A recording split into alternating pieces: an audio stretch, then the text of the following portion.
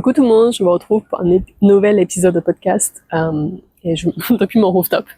Et je me rends compte qu'il faut vraiment que je rachète un nouveau trépied parce que c'est long de tenir la caméra tout le long. Mais bon, en attendant, enfin j'ai déjà commandé mais il faut que j'attende que ça arrive.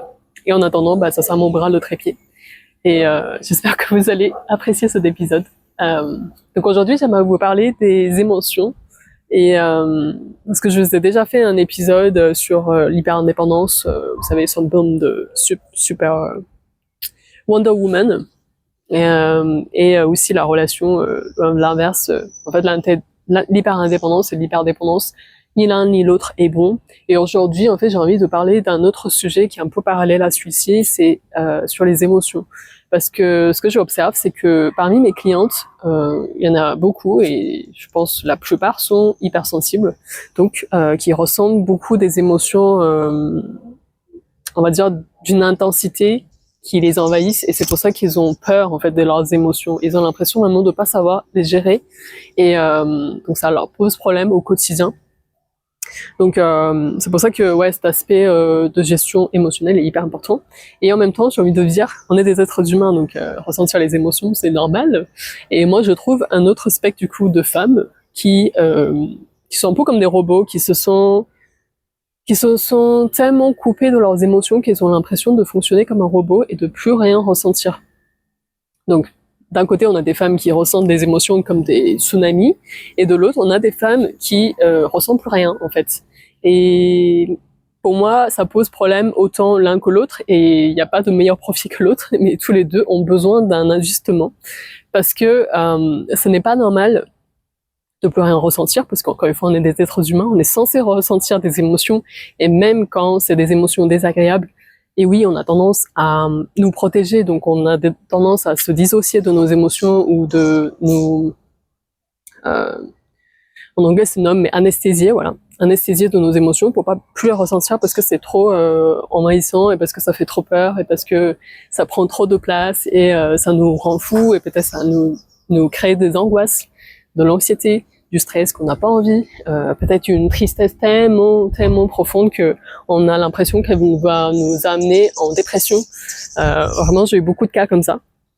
Et aujourd'hui, j'ai vraiment envie de vous sensibiliser, en tout cas vous partager que c'est possible en fait de vivre avec des émotions sans que ça nous mène forcément à une dépression ou un drame de la vie en fait. Donc encore une fois, c'est pas que les émotions posent problème, c'est comment on voit les émotions, comment on gère cette relation avec nos émotions qui pose problème aujourd'hui. Il faut savoir que les émotions, une émotion, c'est quoi? Une émotion de base, c'est juste une énergie qui nous traverse, rien de plus. Donc c'est tout à fait normal, encore une fois. Et je pense qu'il pose problème, c'est quand il y a des femmes qui ont gardé cette émotion tellement depuis longtemps, elles ont tellement enfui depuis longtemps parce qu'elles ont tellement pas envie de revoir, pas envie de revivre ces émotions intenses qui les ont peut-être dévastées à un moment donné, peut-être dans leur enfance. Eh bien, elles ont préféré ne pas ressentir la même chose. Donc, dès qu'elles ressentent cette émotion familière, elles vont vouloir fuir en fait de cette émotion. Donc souvent, on a plusieurs mécanismes de défense. On peut vouloir fuir, on peut vouloir se battre. Donc dans la colère par exemple, ça peut monter vite. Mais en tant que femme, je sais que les femmes en colère, c'est quelque chose, inacceptable. Et donc en tant que femme, on a beaucoup tendance à enfuir notre colère. Comme les hommes qui ont tendance à cacher à ne pas voir leur tristesse, parce que longtemps on leur dit vous n'avez pas le droit de pleurer, sinon ça paraît faible. Et nous, les femmes, c'est beaucoup la colère. Et pourtant, je sais qu'il y a beaucoup de femmes en colère, et c'est normal d'être en colère. Moi aussi, il y a des choses encore qui me mettent beaucoup en colère. Et je pense qu'au lieu de remettre en question cette colère, c'est plutôt comprendre d'où ça vient en fait, parce que souvent, on a vraiment, j'ai vraiment beaucoup de clients qui me disent que c'est problématique de leur rapport avec leurs émotions. C'est tellement problématique qu'elles préfèrent, encore une fois, se protéger de leurs émotions, dans le sens où ils veulent plus ressentir ça, quoi. Et donc, je le comprends dans le sens où ils ont jamais appris à comment gérer leurs émotions. Donc, évidemment que ça fait peur et on n'a pas envie de tomber dans la dépression et on n'a pas envie de nous passer par un parano hystérique. Donc voilà, ce sont des mots qu'on utilise pour décrire des femmes très en colère, par exemple. Et oui, on n'a pas envie de nous faire passer pour des folles, en fait. Et en même temps, nier cette colère, c'est comme nier une part de nous, c'est comme nier notre humanité finalement, parce que en tant qu'être humain, encore une fois, on a des émotions.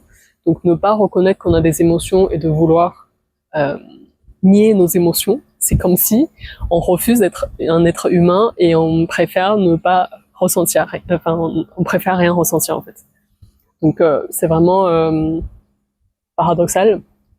Et en même temps, j'ai envie de vous dire une autre réalité que beaucoup de gens ont du mal à accepter, c'est que si vous refusez de ressentir de la tristesse ou une autre émotion désagréable, vous refusez autant de ressentir de la joie, de l'amour, de la gratitude en fait, que les émotions, on va dire positives, comme on dit, ou agréables.